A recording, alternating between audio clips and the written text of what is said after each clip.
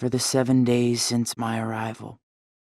The name Roxas and the number 13 were all I had.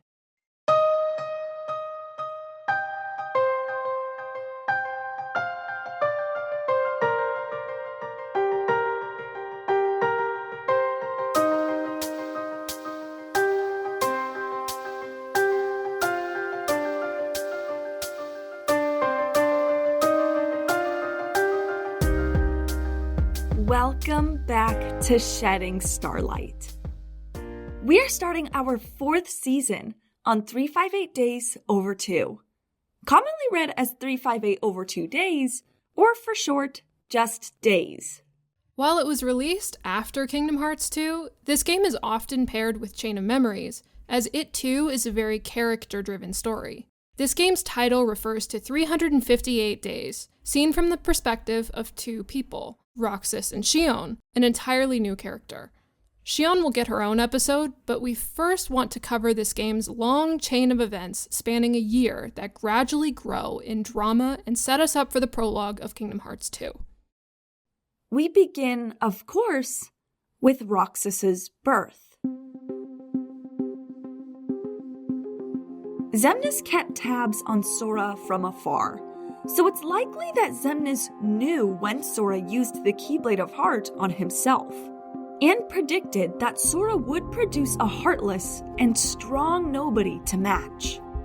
So, he immediately visited Twilight Town, the world nobodies are typically born in, found Sora's new nobody on the ground, and at once gave him the name Roxas, bringing him into the organization as its 13th member. During Roxas's first week, he was still a bit dull as Axel and the other organization members showed him the ropes. But on the final day of this week, Xion is brought into the organization. Though Roxas doesn't pay her any mind until Axel is sent to Castle Oblivion and Syx assigns Roxas and Xion missions together. After a couple days, Xion is able to summon her very own Keyblade, identical to Roxas and Sora's. Their surface role in the organization is to defeat Heartless, collecting their hearts for Kingdom Hearts. Because Axel is at Castle Oblivion, we know that at this point, Chain of Memories is happening concurrently. Roxas hears that those sent to Castle Oblivion have all been eliminated, and the events of Chain of Memories conclude around a month after Roxas is born. When Naminé begins work on reconstructing Sora's memory, Roxas suddenly faints and sees Sora enclosed in the memory pod, his first Sora memory of many. Roxas is unconscious for about 2 weeks, and during that time, Xion is sent to Destiny Islands for her missions. Roxas awakes and reunites with Xion, but he discovers Axel is still missing. By the time Axel returns, he had been gone for a month and a half. He shook it off, saying, "I guess I just needed a little time to sort out my feelings, you know?" A few days before Axel returns, Xion also disappears. When Roxas and Axel are assigned to retrieve her, they discover she ran away because she lost the ability to summon her Keyblade. To hide this from the higher-ups, Roxas and Xion work together until she's able to summon her own Keyblade again a couple weeks later. So these first 3 months gave this trio their fair share of emotional toil. Roxas when he thought Axel was eliminated, or worrying about Xion when she lost her power, and even Xion worrying about Roxas while he was unconscious. But they also set a routine Roxas begins to depend on for emotional stability: eating ice cream together at Twilight Town's clock tower.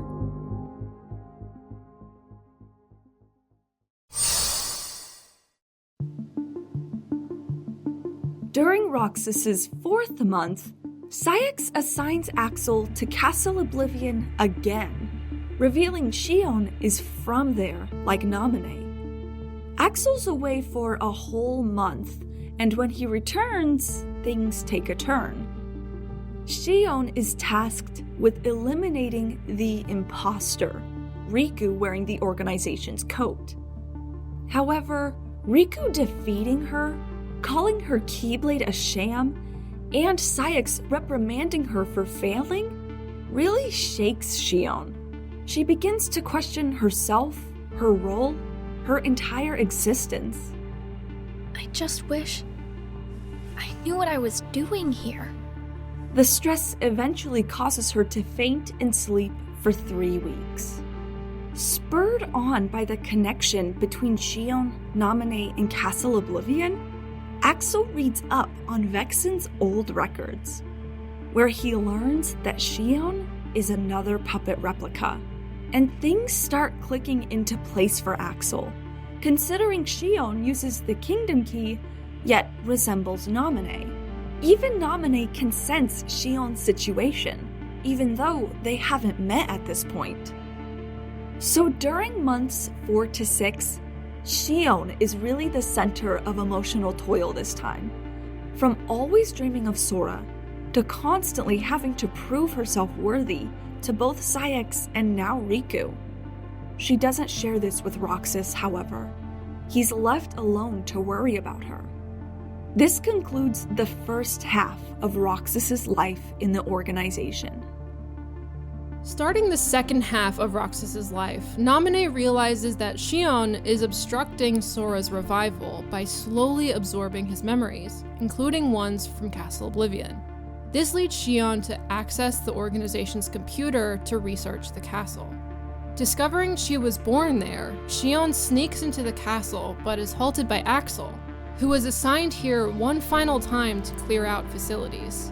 He urges her to leave, but Xion runs ahead, only to learn for herself that she is, indeed, a puppet. This understandably leads her to run away for the second time, and all members, including Roxas, are forbidden to look for her. Eventually, Roxas is sent to Destiny Islands for his mission when coincidentally, both Xion and Riku are also there. And what happens next is one of those Kingdom Hearts scenes that each fan has their own interpretation of. Throughout this whole game, both Xion and Roxas see memories of Sora's life in their mind's eye. Roxas is Sora's nobody, but Xion's connection to Sora was forcefully created during her very first missions with Roxas. Her entire purpose is to absorb memories and abilities of anyone around her.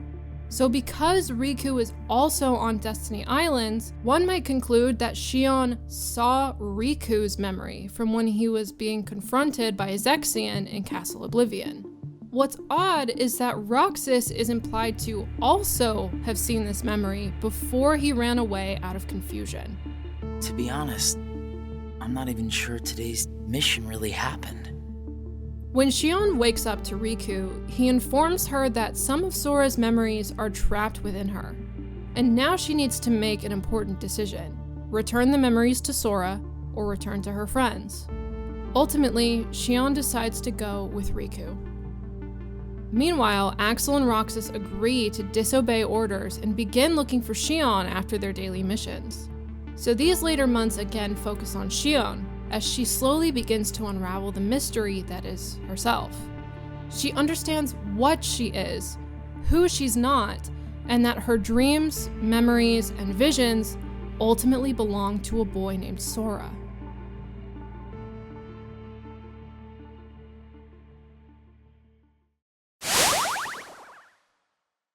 And so we reach the last 3 months of Roxas's life, when things really escalate. Axel and Roxas can't find Xion anywhere, so their last resort is Castle Oblivion. They barely walk in the place before Roxas gets a headache so debilitating that Axel retreats with him to Twilight Town instead, where they see Xion with Riku. The next day, Axel is tasked with taking Xion back, even if by force. He knocks her out right in front of Roxas, appalling him, and carries her back to base. This strengthens the tension between these 3 friends, leaving Roxas to sit atop the tower by himself for some weeks. Eventually, Xion's ability to absorb powers accelerates. For one, she begins to take on Roxas's fighting stance and abilities, while Roxas himself grows in fatigue. Because of this, Xemnas ultimately decides to keep Xion and discard Roxas. By the final 12th month, Naminé warns Diz that the process to recover Sora's memories is at a standstill. So Diz turns to Riku, both knowing that not only Xion, but Roxas too will have to return to Sora if he's to ever wake up. Xion seems to be the cause of this standstill, as her appearance of those connected to Sora begins to crack. When Xigbar makes a comment on how he perceives her, she attacks him. Burning a bridge for fighting the second highest ranked member in the organization, she runs away for good. Xion finds Riku, who directs her to Naminé in Twilight Town. When Roxas finds out that Xion left again and confronts Axel, who witnessed the ordeal, Axel finally tells Roxas the truth about Xion, that she is a puppet created to replicate him. Xemnas informs the rest of the organization, as they too believed she was a nobody. This shakes Roxas's understanding of not only Xion, but himself as well. So Roxas asks Axel what he knows of himself, but Axel refuses, believing that Roxas learning the truth will only harm him more. So Roxas, feeling frustrated and betrayed, leaves Organization 13 for good. If I can't get answers here, I'll get them somewhere else. In Twilight Town, Xion finds Naminé. Even when Naminé reveals that everyone will forget Xion when she returns to Sora, Xion still accepts this. But before she can see this decision through, Axel confronts her at the mansion and brings her back to the organization one last time. Roxas, with nowhere to go, ends up back at the clock tower emotionally defeated. Xion joins him, now complete in her replication of Sora. She eggs him into a fight where she changes into a nobody form resembling Sora. While Roxas beats Xion, there are no victors in this fight. It ends with Xion in Roxas's arms, her body crystallizing away while she joins Sora's heart. I'm glad I got to meet you. Her last request is that Roxas free all the hearts the two of them gathered with their Keyblades over the past year, to dissipate Kingdom Hearts itself. With a tear down his cheek, Roxas decides to fulfill Xion's request and do whatever it takes to restore her. This leads Roxas back to the world that never was, and to Riku's path, where the iconic fight between the two takes place, in which we all know the results. Riku gives into the darkness to get an upper hand, and Roxas is captured and placed inside a data world. His memories overwritten, and his two best friends replaced with virtually NPCs. This concludes his final week alive, before he himself follows in Xion's footsteps and also returns to Sora.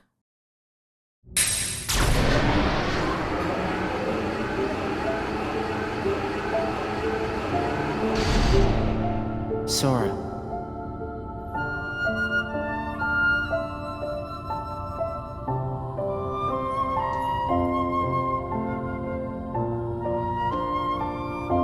You're lucky. Looks like my summer vacation is over.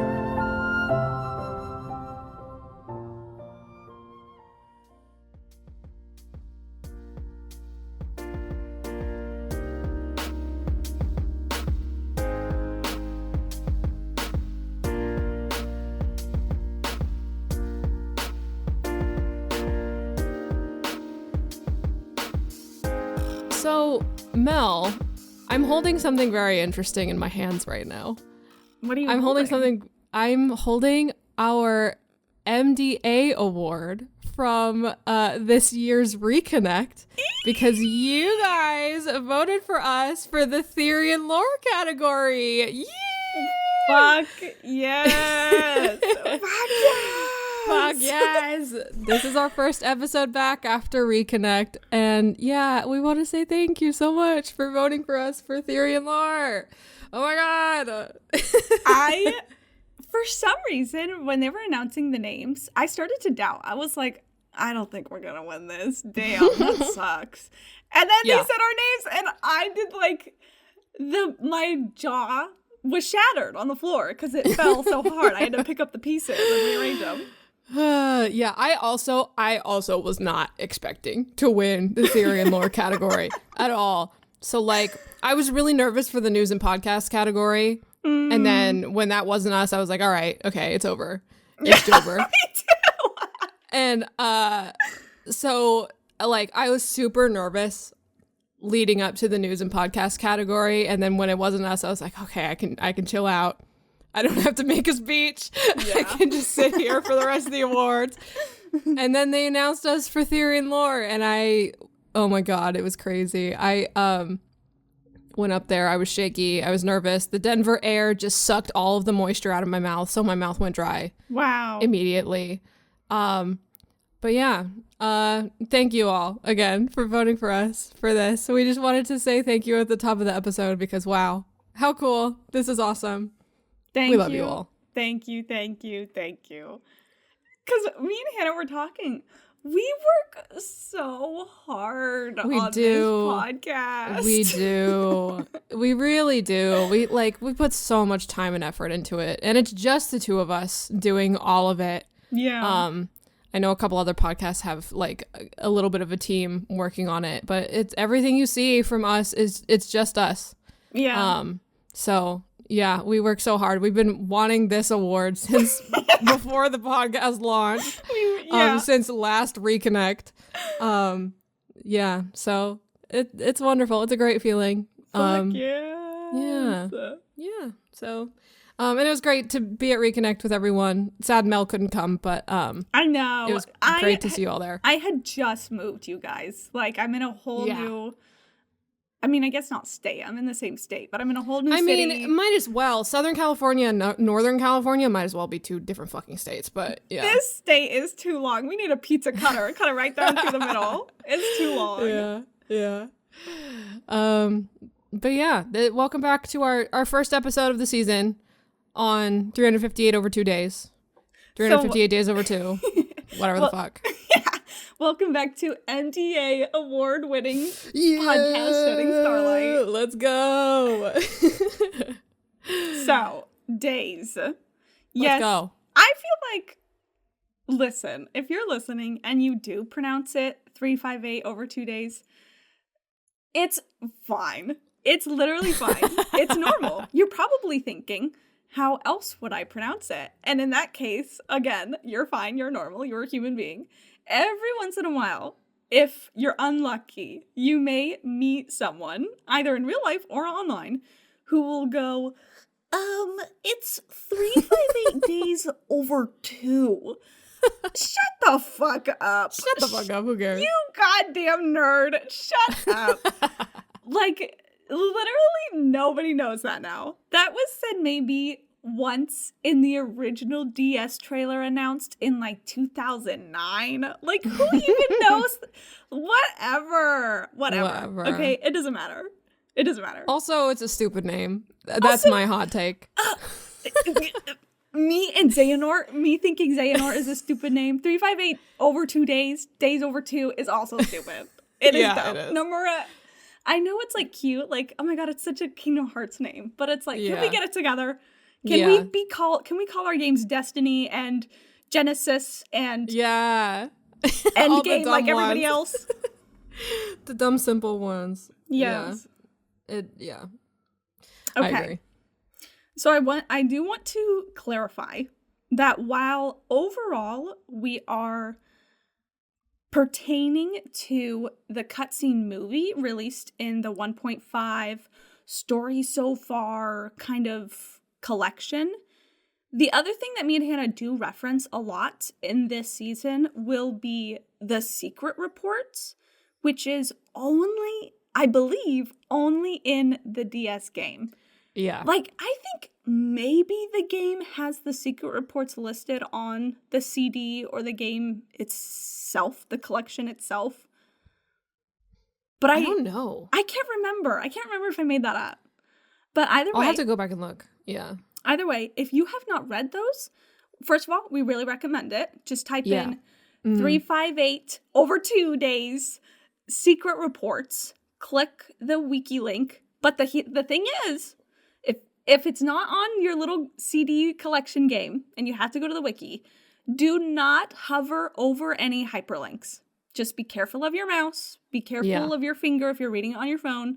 Avoid any hyperlinks. And you should be good. I feel like maybe it's because I have AdBlog, but I feel like I've never seen spoilers on the wiki page, personally. Yeah, no, that's a good watch out.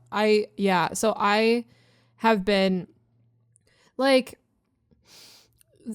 I could get into my opinions about the cutscene movie. That's not really what we're here for today, though. It's just like the cutscene movie is so weirdly organized, not like organized, but like they made some weird choices with it.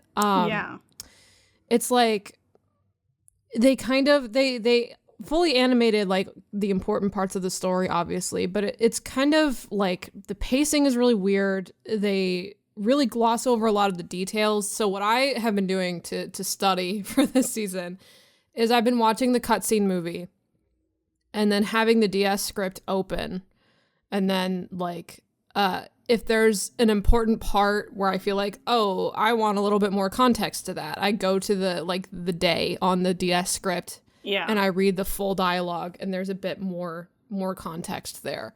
Yeah. Because this game can be a little slow with the missions and everything. So yeah, just having the DS script open is really helpful. And yeah, I've been only watching the movie on YouTube, but it doesn't like show the reports at all on those. It shows like weird. It does the cutscenes, and then it shows like a little text box thing of like Roxas and Marluxia learned how to use magic in Twilight Town, like, and then that's it. So yeah, this is a weird game to kind of study for a multitude of reasons. Yeah. So we're gonna help you through it. That's what we're here for. Yeah. That's what we're doing today. Yes. So Days is kind of interesting because Hannah, were you there when our friend circles were kind of discussing the type of storytelling in like movies, I guess TV shows, but I think we brought it up when we were watching The Little Toaster. Were you there when we watched The Little Toaster? Oh no, I wasn't. I wasn't there. That's okay. So we talked about this type of movie. It's often in kids' movies, and we call it an and then story. An and then story. Because it's like, and then this happened, and then this happened, and then this happened. And that's kind of what Days feels like, where it's like kind of a little bit more segmented, and it's just events happening which like obviously that's what all stories are. But I feel like something like what's a good example? We're not there at this game yet, but at Union Cross, I feel like there's an overarching story. Yeah. And yes, there's an overarching story in Days, but I think the thing about Days is because everything happens in like the same two worlds, like everything happens in the world that never was or in Twilight Town. You know, it's very event-based more than normal. And so that's one of the reasons why I wanted to cover this, because as we've said before, Shedding Starlight isn't about like, okay, then Sora goes to Deep Jungle, and then he goes to Alice in Wonderland. We don't give a fuck. You played the game, you already know that. Yeah, we're not a recap podcast. We are an analysis podcast, Yes, exactly. But this game, to me, is an exception because I'm so visually oriented that because all the cutscenes look the same, because they're all taking place in the same two damn worlds, that I kind of forget the order of, okay, when does Xion meet Riku? Okay, wait, when does this happen? So that's why I wanted to go over this in case anybody else is like me and kind of mix up the order of events. Yeah. And this is good because this script is broken into like months. That was a great decision on your part, Mel. Thank you. And if you're looking at the YouTube video, we will have those months up on the screen as we go through them in the presentation. Wow. Because that's what we do for every episode. I put the heading titles in there. God, you're so amazing. I literally could not ask for it. Not that I don't. If you're like, doesn't Mel rewatch the video when it's done? I listen to the audio. Audio when we're done. Yeah. And I do it every week. I don't want anybody thinking that I don't pay attention to my own podcast. They do. Yeah, so like this is good to have like kind of bigger chunks of like, okay, this is what happened months 1 through 3 and then 4 through 6 and 7 through 9. That'll be helpful to have, especially like with every like one important event broken into like 1 or 2 summary sentences. That should be super helpful. Yeah. I'm just thinking of like studying for a test. Like that's the type of notes you would take. But yeah, this use this as your study guide. Yes. Going forward. There you go. Yeah, and so like this game is so like interesting because we get a new trio of characters, which is really fun. We get to kind of see like a parallel to Sora, Riku, and Kairi here. You know, something that'll probably never happen again in this series. A trio of 2 boys and a girl, that'll never happen. And it's like, I don't know, like Kingdom Hearts 1 had such a like a clear like, you know, Sora and Riku rivalry. But they're both kind of trying to attempt the same thing in saving Kairi. But in this game, all 3 of these, you know, characters have different motives that cause them to clash, even though they all kind of want the same thing. They all want to, like, you know, Roxas wants to find out the truth about himself. Xion wants to find out the truth about herself. And Axel is trying to protect both of them. It's like they all want what's best for each other. But it's so interesting to see how that, you know, inherently clashes through the story. I feel like that's such a testament to what real friendship is like. Yeah. You know, if your friend comes to you for advice and they're like, I think I want to do this. And you might say like, well, here's why I don't think that's a good idea. But your friend kind of might go off and do their own choice anyway, even though they came for your advice. I feel like that's very Axel. Where Axel's like, trust me, like, you don't want to do this. Like, you're going to get on their bad side. They're going to destroy you. Like, just stay here. Yeah. And Roxas is like, I'm going to leave anyway. Yeah. And like being the Axel friend sometimes where it's like you just have to just be patient, just you know, listen to me.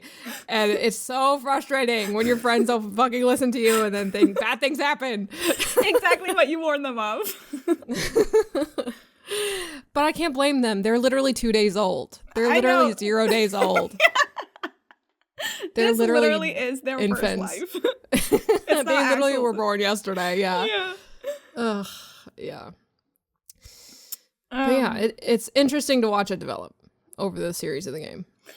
Especially because something that I forget about, and then I think a lot of fans forget about with Roxas, I was debating on covering this in the end, but maybe I'll just do it now, is that Roxas, for so much of this game, literally just wanted to eat ice cream with his friends. He was like, Axel, stop with your drama. Xion, stop with whatever you're doing and sit with me on this clock tower and we can goof and laugh.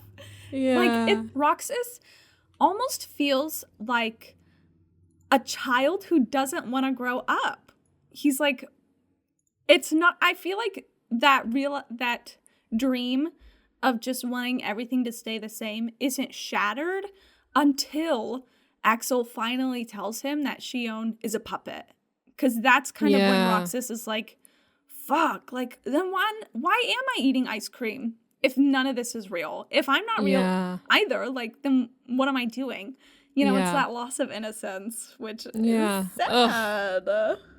It is sad. And, like, I think I maybe wrote about this a little bit later, but just, like, comparing Roxas's like organization personality from what we see in Kingdom Hearts 2 to this game, like he's so cute and like bright-eyed in this game, and then in Kingdom Hearts 2 he's mad as shit through all of Kingdom Hearts 2, and it's so heartbreaking to watch him, like to see how that happens in this game.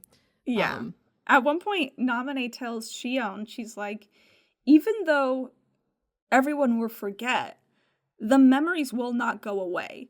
And I feel like that is part of the reason why Roxas is so angry in Kingdom Hearts 2, is because even though he forgot about Xion, and especially Xion, but also Axel, he forgot about the organization, and he's with Hainer Pentanolet. I feel like even though he doesn't remember what happened to him, he still carries the frustration, and that's why he's a lot more quiet and reserved in the beginning of Kingdom Hearts 2, in my interpretation at least. Ugh, you're so fucking right. I know.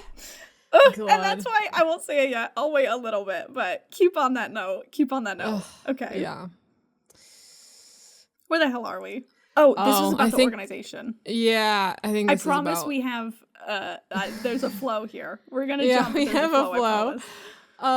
I wrote, these fucking men are dabbling in the laws of capital Kingdom Hearts nature and dooming children on account of their hubris.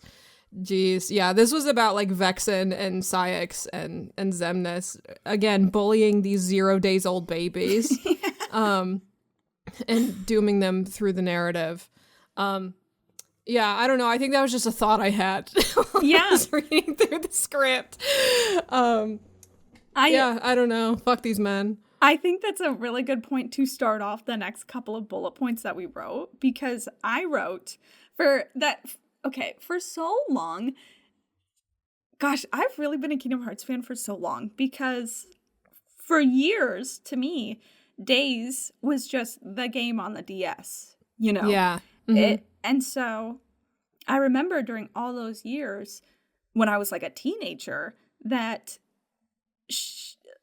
I always thought it was like very sweet of Cyax and the organization to pair Xion with Roxas, because, you know, let the two kids play together for a little bit, you know? And it wasn't until I got older that I realized the only reason they did that was so that Xion could copy Roxas's powers. They don't give a fuck whether she is comfortable with someone her own age. Like, it's not about that to them. They just want her to copy the powers of Sora's nobody. That's the only reason why they're friends, is because that's how they pair them up together. It's crazy. Yeah.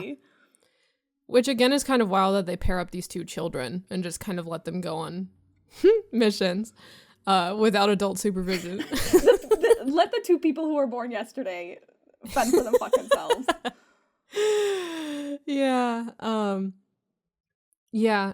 It's fucked up. Like, I don't know, it's Diz all over again.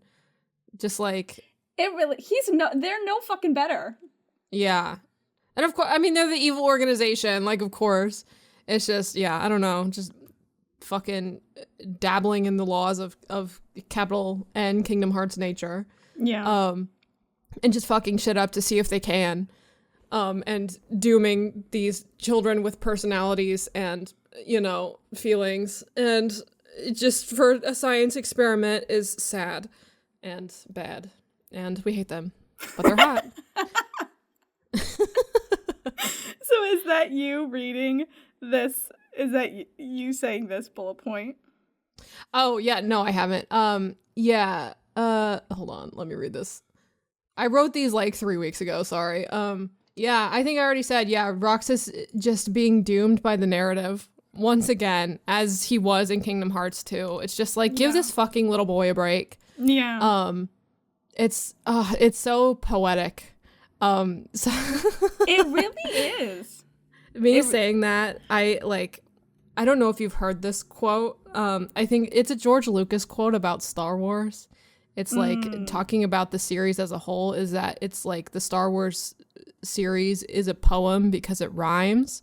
So I don't know, that just it's kind of that case here with Roxas in his multiple lives.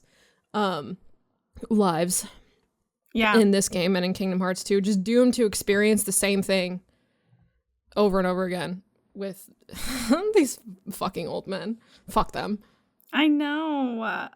And like, I guess this is kind of carrying on to my next point, but like, the reason it sucks for Roxas is because both times he has his life taken away from him, it's because of some fucking dude named Sora that he doesn't know who that is.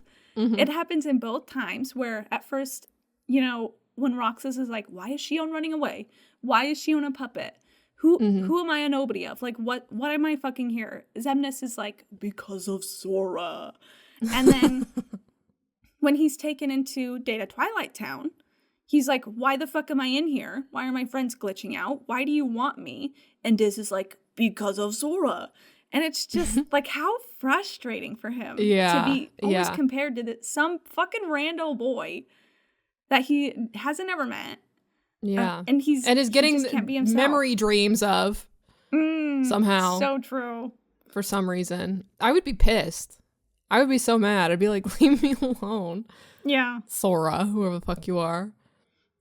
And we discussed in Kingdom Hearts 2 how Roxas left the organization eventually to kind of find himself. You know, why did the Keyblade choose me? I have to know. Yeah. Mm-hmm. But now, because of Days, we understand that the whole thing that triggered that question, it was Xion. And him finding out that Xion literally isn't real. Yeah. And so he's like, am I fucking real? You know? Yeah. Mm-hmm. And so, but the worst part is that he doesn't even remember what triggered that. As far as anybody can tell, it was, he just kind of popped, like, just suddenly thought of the question. Ugh, crazy. God. What a compelling, like, character motivation. Just having a question in your mind and not knowing where it came from. God, that's cool. That's so cool. It's very World Ends With You, where you can kind of insert thoughts into people's brains. Have you ever played that game, Hannah? I've played a little bit of it. I have it on my DS, but yeah, I need to play through the whole thing. Okay. If anything, I think you'd like the second game because there's a lot of girl characters that I feel like you would like. But cool. that's a thing you can do in that game is you can literally like insert thoughts into people's brains, which is that's like so crazy. manipulative. But whatever. Yeah. I think they're called memes, if that makes it any funnier. Oh. I could be wrong. I could be mixing that up with another part of the game. Beam a meme directly into someone's brain. Literally airdrop. Like, it's crazy. Okay. So something I wanted to talk about was Castle Oblivion and how, you know, when Xion walks in Castle Oblivion, she starts getting a headache and she's like, ugh, my head. And then Roxas walks in Castle Oblivion and he starts getting a headache, yelling, oh, my head. And you would think that this is just because Sora was already here. You know, Sora already went to Castle Oblivion, and so maybe, like, the spiritual remnants of Sora and his memories there are kind of messing with them. But what's weird is that Naminé was born here before Sora even got there. Or Kairi. And so it's like, there is just something so weird about this castle, especially because we highlighted this in this script, but we're gonna talk about it even more in a couple episodes of how every time Axel is assigned to Castle Oblivion, he isn't there for a few days. He's there for weeks. Yeah. Every single time he's assigned there. And that's something I never noticed until I, like, went through the whole game and I kind of laid everything out on a timeline, like, what happens in this month, what happens in this month. That's what really made me realize, like, damn, Axel is there for fucking ever. Yeah. Like, doing what? There's nothing there. You know, everything's white. What do you got to do there? Like, are they asking you to bleach everything? Like, it's crazy. Making Roxas think you're dead for weeks on end because everyone's like, yeah, he's probably dead. And then, surprise, no, you're not. Yeah. That's crazy. Yeah, it's wild. But then I also wanted to say, this is my segue into the next point, is that that's not the only place Xion and Roxas get a headache. They also get a headache at Destiny Islands. But even that might not be because of Sora. That might be because Riku is there. And something I never thought of before writing the script was, I was like, does Riku just occasionally go to Destiny Islands? Like, imagine you're the type of person where you can travel all across the world and you're like doing all these weird kind of secret hero, anti-hero, whatever Riku's doing. I don't know what the fuck he's doing on Diz's behalf while Sora's asleep, but yeah. Eventually you just go home and you're just like, I'm just going to take a little bit of a vacay. I'm going to revisit the place that I grew He's taking his PTO, yeah. Yeah. So I just think that's such an interesting idea that for all Riku does with Diz or with Naminé, occasionally he's just like, I'm going to go home. I'm going to go take a nap on my bed. I'll be right back. Yeah. With both this game and Chain of Memories and the prologue of Kingdom Hearts 2, Riku absolutely loves to haunt the narrative on Sora's behalf, which I think is incredible. He's just there in the background, kind of trying to do what he can to save Sora and fucking with these people to get it done. And I think that's I think that's romantic, but we're not gonna we don't have to go there. That is something, okay. So I'm gonna say I get so scared every single time I say it because people do not like it when I say this. They don't. Look, it's just an opinion. Please don't get super mad at me. It's just an opinion. But I think for emotional impact, I think people should play days before Kingdom Hearts 2. Yeah. And I think what you just said is one of the reasons, because knowing Sora and seeing Sora in Kingdom Hearts 1, seeing Sora in Kingdom Hearts 2, and then you play this whole game where Sora isn't in it at all. He's like this, I don't even know how to describe it. I'm sure there's a word, like a literary word for it, but I don't have the knowledge. But he's like this mystical figure that people mention and refer to, especially in the DS secret reports, where they're like, the hero of light.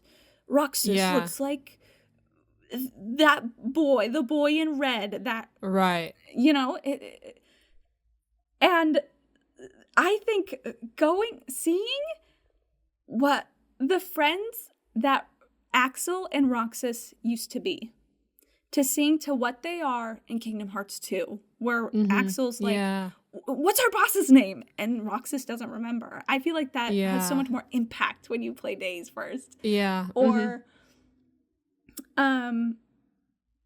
Roxas, you know, you see this whole year that Roxas went through, and then he has to go to sleep, and then Sora's like, like, adventure time!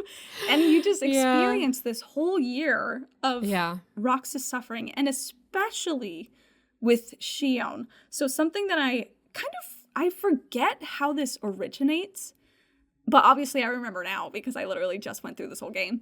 But something Xion is often associated with is the I'm getting tongue-tied.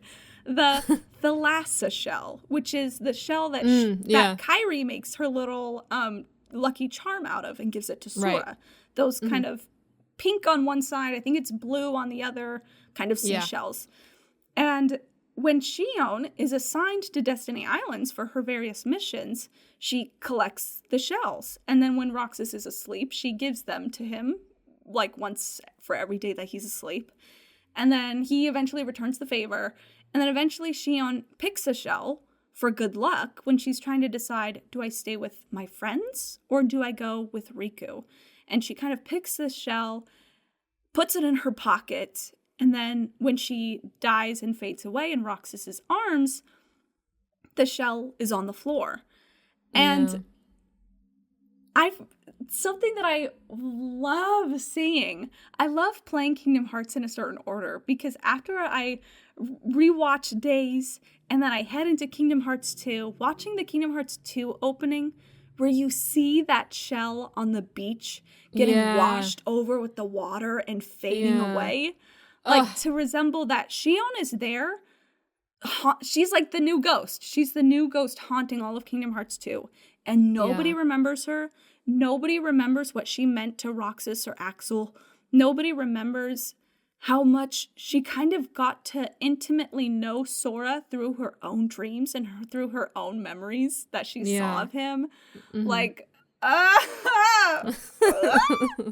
it's just so fucking sad. Yeah, it is.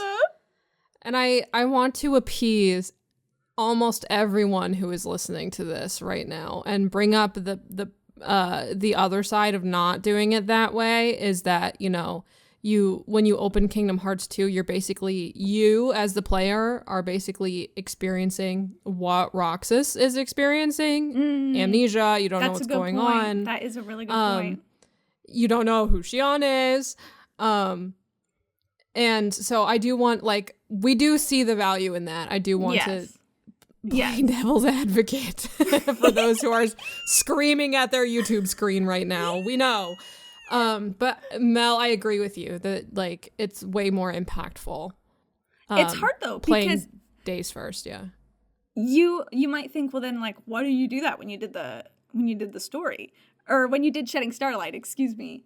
And I do think from a lore perspective, from describing lore, it's easier to do it from Sora's point of view, where you start off with Kingdom Hearts 2. But I do think from an emotional impact, for me, I like to rewatch Days and then replay Kingdom Hearts 2. That's what I like to do. And also, most people do play it in release order. That's just the truth. Yeah. So it's just more practical that way. I will say, something that I think is so fun about this game is, so talking about the DS version again, this was a lot of people's very first Kingdom Hearts game. Where they didn't fucking know who Sora was. They didn't know who Kairi was. They barely knew who Riku was. Why is this imposter guy in the organization? You know? And I think that's such a testament to how powerful this game is in its character development. Is that this can be people's introduction to the story, where they're just kind of thrown in the middle of, like, the most complicated part. And they fall in love. And they fall in fucking love with all the characters, with what it means to be human, what it means to have friends. It's so good. God damn, this game is so good. My roommate, our friend David, Days was his first Kingdom Hearts game. He's not a huge Kingdom Hearts nerd, but he talks all the time about how he loved Roxas, and when he played other Kingdom Hearts games, he just was like, where the fuck is Roxas? I want Roxas. And people didn't know who Sora was. That's really crazy. That's such an insane thought. Yeah. Well. All right.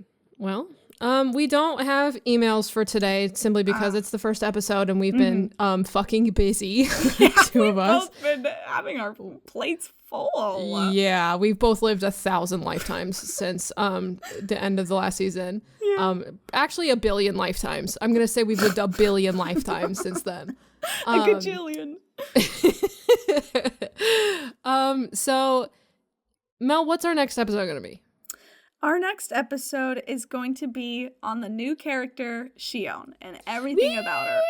Why she looks like Goth Kairi. Yes. Her abilities. Why she does what she does. So, yeah. If you got emails, if you have questions, if you have comments about Xion, send them our way, because we want to talk about this lovely, lovely girl. And where do they send them to? You can send them to sheddingstarlight@gmail.com. Thank you, Anna. Amazing. Well, this has been an amazing return to Shedding Starlight. And if you missed our little MDA announcement video announcing this season, This season is going to be kind of short. Yes. There's only going to be 4 episodes, right, Mel? Yes. Maybe Ish, 3. maybe. Maybe 3, which is 3 or crazy. 4. 3 or 4. If it ends up being 3, then we'll probably put some stuff in a Patreon episode. Yeah? Yeah.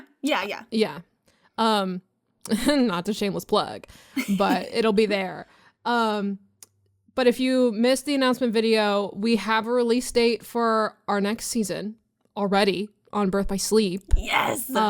So look forward to that.